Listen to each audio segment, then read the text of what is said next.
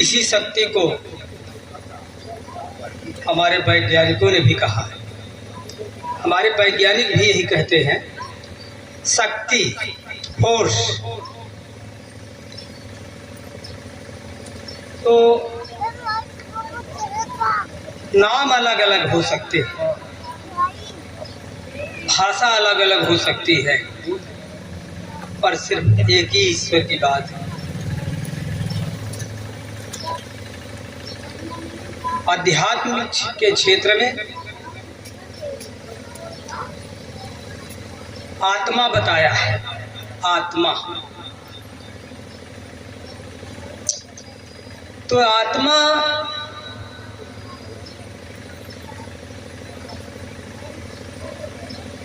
अविनाशी है, बाकी सब विनाशी है।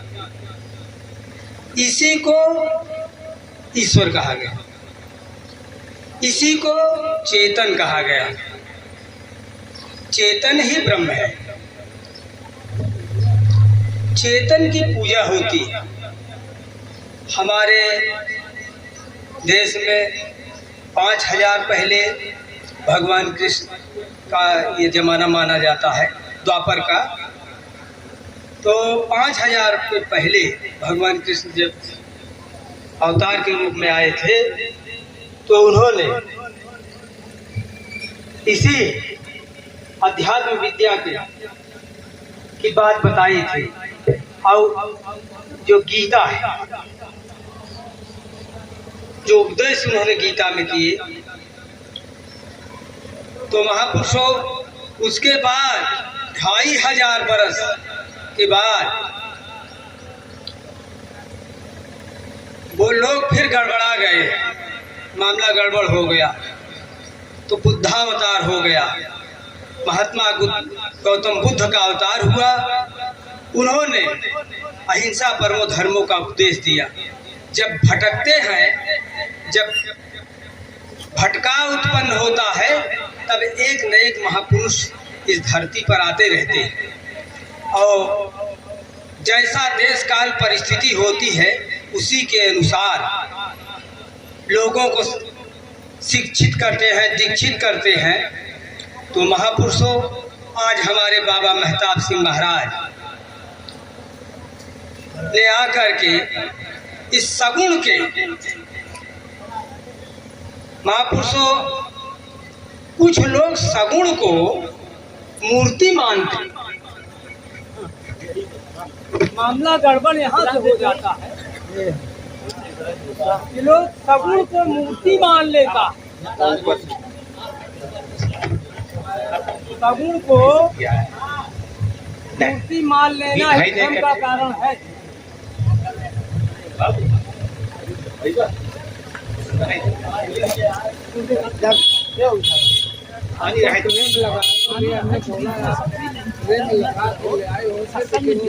पानी नहीं, पानी ढाई दे, में दिक्कत हो तो पीना चाहिए। आप लोग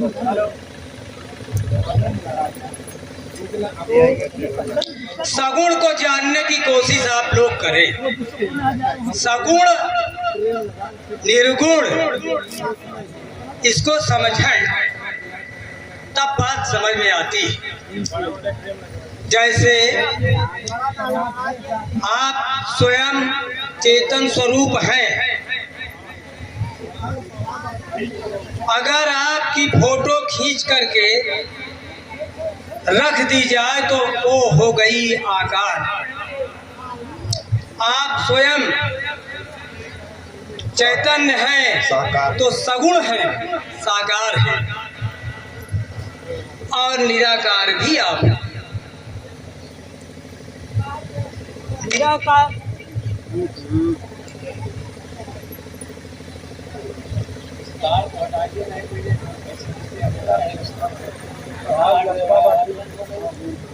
ये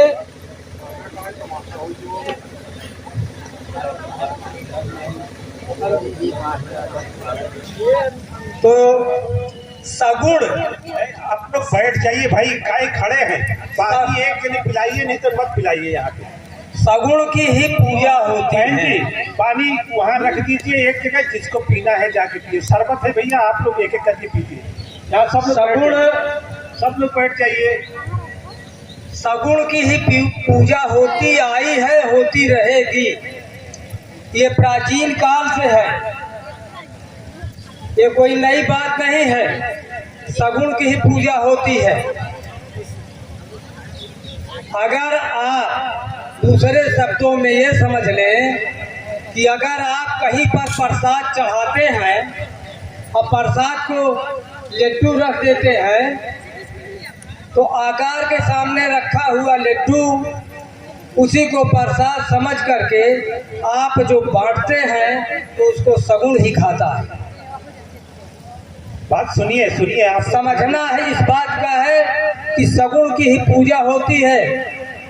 और जो इस बात को नहीं समझ पाते हैं वो दूसरी जगह भटक रहे हैं। अब सगुण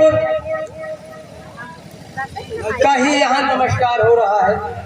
जो यहाँ पर पूजा हो रही है, जो नमस्कार हो रहा है, वो भी सगुण का ही हो रहा है। अगर आप सगुण की पूजा कर रहे, यही पूजा सगुण की है। अभी आप लोगों ने सुना कि शक्ति पुरुष और स्त्री, पुरुष की पूजा होती है और स्त्री की भी पूजा होती है। स्त्री रूप में शक्ति को माना गया, लेकिन शक्ति पीठ क्या है? शक्ति पीठ यही है कि स्त्री और पुरुष चेतन आकार में नहीं, इन्हीं की आज पूजा होती है। लेकिन ये समझने का फिर है, समझने का अर्थ का न कर रहे हैं। सांसारिक दृष्टिकोण से लोग पूजा माता पिता की न करके तमाम जगह भाग रहे हैं। जो जीवित भगवान है, साकार भगवान है, चेतन है, उसको नहीं पूज रहे हैं, भाग रहे हैं दूसरी जगह, शक्ति के पीछे भाग रहे हैं। और शक्ति तो उनके पास स्वयं है। इसी शक्ति को जो आपके पास है, इसी शक्ति को बाबा जी जागृत करते हैं। जो ये शक्ति आपके पास है, शक्ति अपने से कोई नहीं अपनी शक्ति को जान सकता।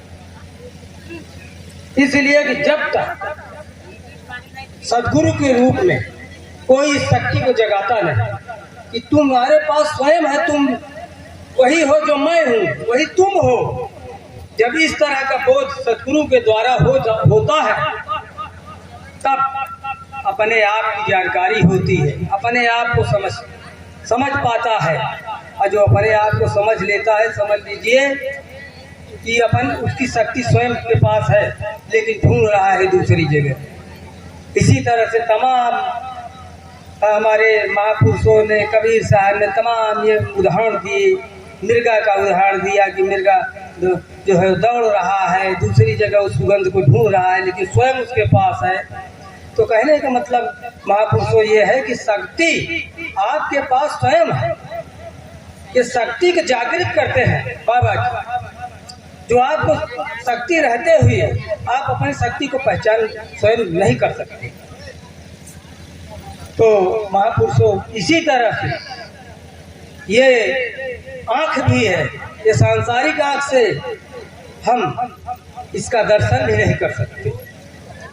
जब तक कि सद्गुरु ऐसा ज्ञान का अंजन जब आँख में लगा देता है, तब इस ये